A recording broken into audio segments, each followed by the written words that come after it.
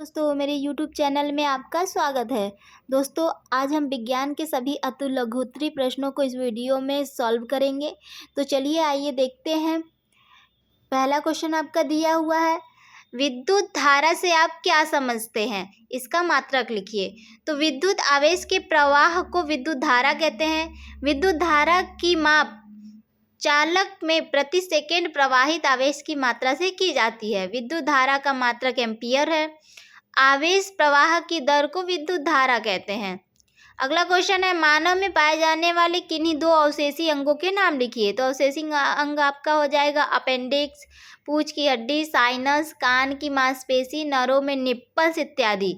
अगला क्वेश्चन है, सोडियम धातु की जल से अभिक्रिया का रासायनिक समीकरण लिखिए। तो सोडियम का जल से अभिक्रिया कराने पर Na+H2O का अभिक्रिया करने पर NaOH+H2 हाइड्रोजन गैस बनता है।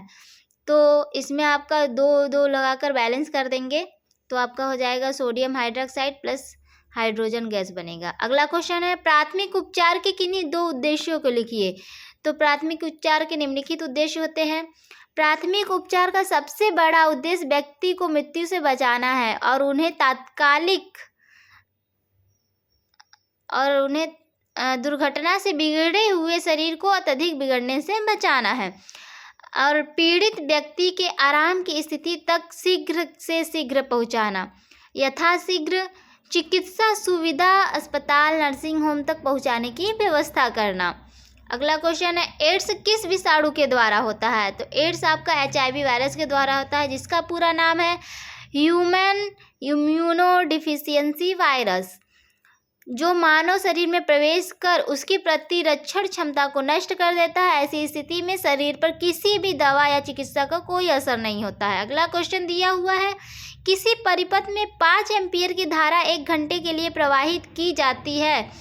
आवेश की मात्रा की गणना कीजिए। तो Q बराबर IT आपका होता है, आप जानते हैं सूत्र। तो Q बराबर IT में आपका रखने पर एम्पीयर 5 दिया हुआ है आपका धारा I और 1 घंटा समय दिया हुआ है। तो घंटे को मिनट में बदलने के लिए 60 से 60 का गुणा कर देंगे। तो ये सब 5 गुणे 60 हो जाएगा। तो इसका गुणा करने पर पूरा आपका 18,000 कूलाम आंसर आ जाएगा। अगला क्वेश्चन है, पौधों और जंतुओं के बीच की कड़ी का नाम बताइए। तो ये आपका युग्लिना है। अगला क्वेश्चन, रक्त वर्ग कितने प्रकार के होते हैं? तो ये 4 प्रकार के होते हैं, A, B, AB और O। अगला क्वेश्चन है, मेंडलीव की संशोधित आवर्त सारणी में कुल कितने आवर्त तथा समूह है?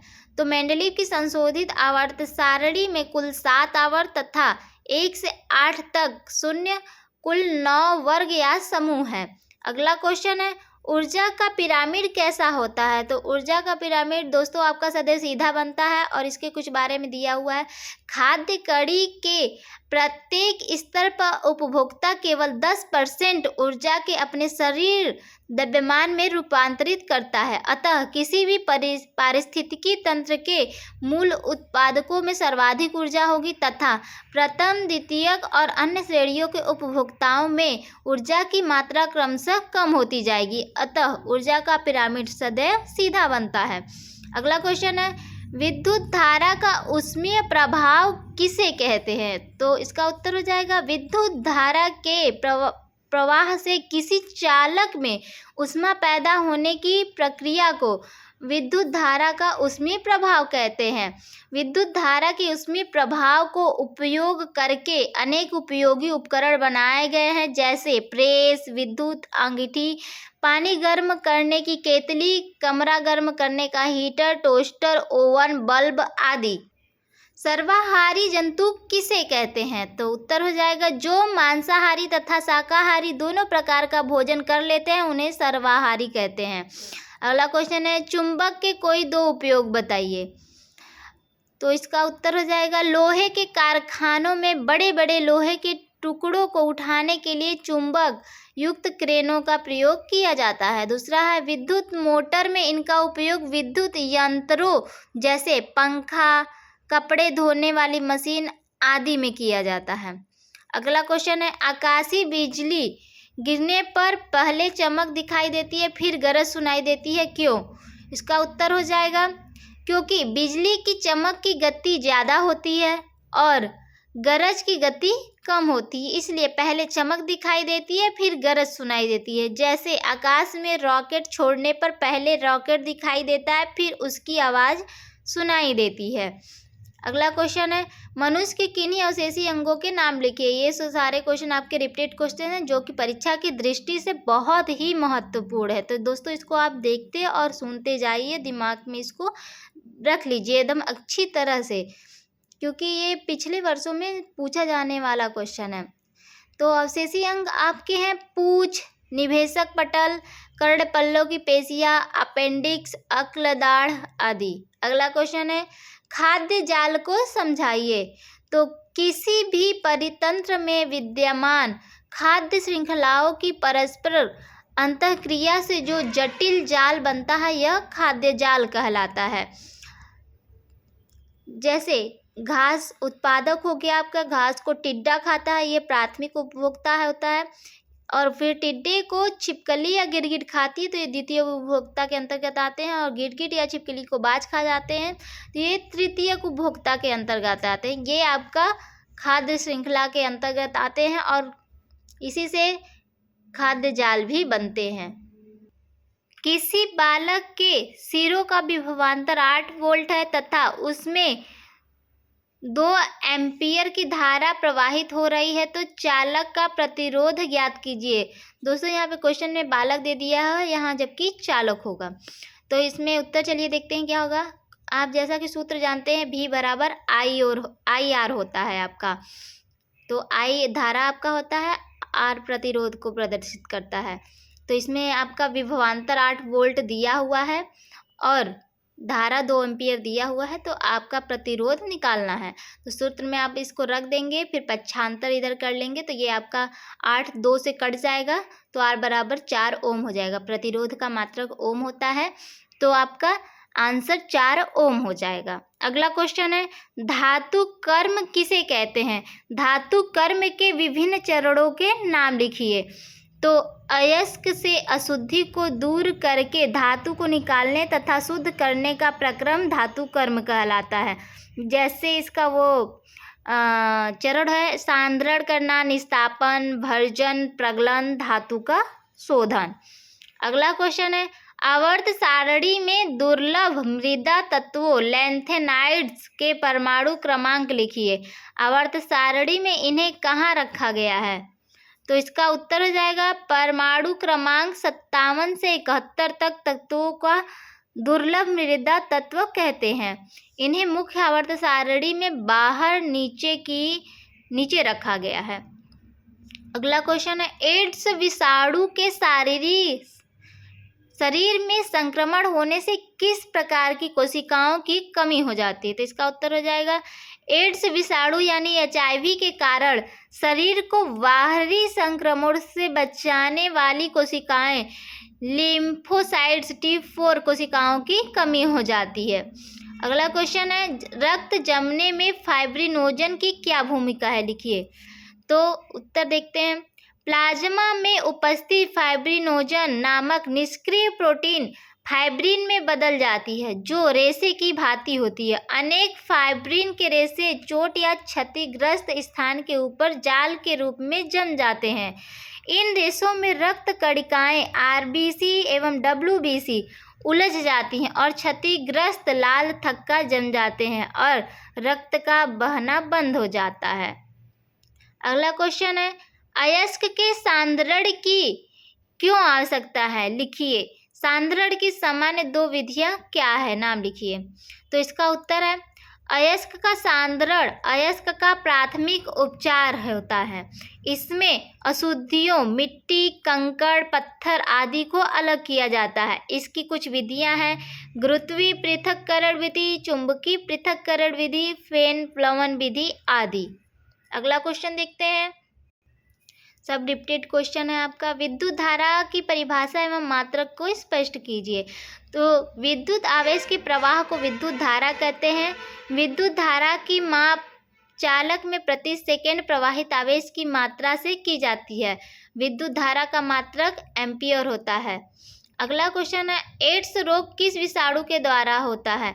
ये भी आपका रिपीटेड क्वेश्चन है दोस्तों। उत्तर इसका देखते हैं, एड्स रोग HIV के द्वारा होता है। इस रोग का विषाणु शरीर में रक्षक श्वेत रुधिर कोशिकाओं एवं मस्तिष्क की कोशिकाओं को प्रभावित करती है। धीरे धीरे प्रभावित कोशिकाएं खत्म हो जाती हैं, रोगी अनेक बीमारियों से घिर जाता है और अंत में मृत्यु हो जाती है।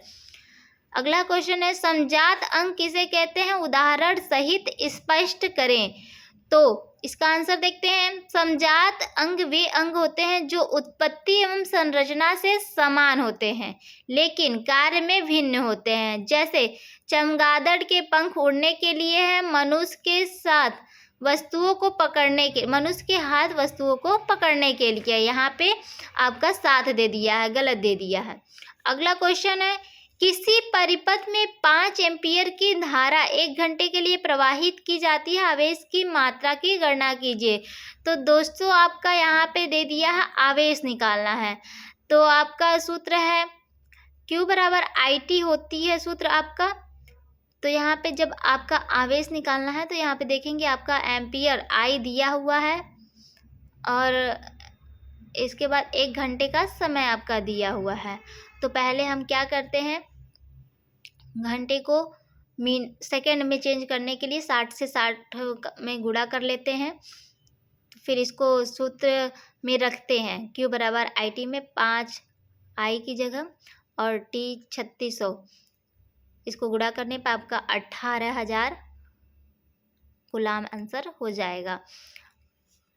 अगला क्वेश्चन है, प्राथमिक उपचार किसे कहते हैं? आपातकालीन स्थिति में डॉक्टर के आने से पहले तक जो प्राथमिक या प्रारंभिक सहायता दी जाती है उसे प्राथमिक उपचार कहते हैं, जिससे रोगी को सहायता मिलती है और उसे अन्य क्षतिग्रस्त होने से बचाया जा सकता है। अगला क्वेश्चन है, अयस्क किसे कहते हैं? ऐसे खनिज जिनसे धातु का निष्कर्षण अधिक मात्रा में सरलता से एवं कम लागत में हो जाता है, अयस्क कहलाते हैं। अगला क्वेश्चन है, एड्स के लक्षण बताइए। एड्स रोगी में निम्नलिखित लक्षण दिखाई देते हैं, भूख न लगना, शरीर के वजन में कमी, ज्वर, त्वचा पर ददोरियां, थकावट, रोग से लड़ने की क्षमता में कमी आदि। इस रोग से पीड़ित व्यक्ति को निमोनिया तथा त्वचा कैंसर अधिक होता है। अगला क्वेश्चन है, खनिज तथा अयस्क से क्या अभिप्राय है? तो खनिज ऐसे भौतिक पदार्थ हैं जो खान से खोदकर निकाले जाते हैं, जैसे लोहा, अम्बरक, कोयला, बॉक्साइट, जस्ता, चूना, पत्थर इत्यादि। अयस्क उन शैलों को अयस्क कहते हैं जिनमें वे खनिज हो जिनमें कोई धातु आदि महत्वपूर्ण तत्व हों।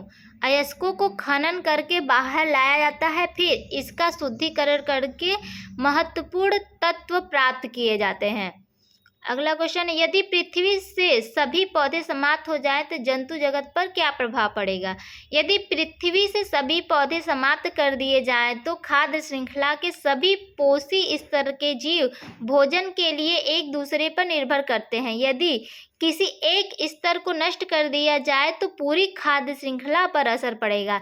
ऐसा इसलिए होता है क्योंकि इससे खाद्य श्रृंखला में ऊर्जा का प्रवाह रुक जाता है। अगला क्वेश्चन है, विद्युत धारा किसे कहते हैं? इसका मात्रक क्या है? तो आवेश प्रवाह की दर या मात्रा को इलेक्ट्रिक करंट यानी विद्युत धारा कहते हैं। इसका मात्रक एम्पियर होता है। दोस्तों आगे का क्वेश्चन हम कल कराएंगे। दोस्तों वीडियो पसंद आए लाइक, शेयर, सब्सक्राइब और कमेंट करना न भूलें। धन्यवाद।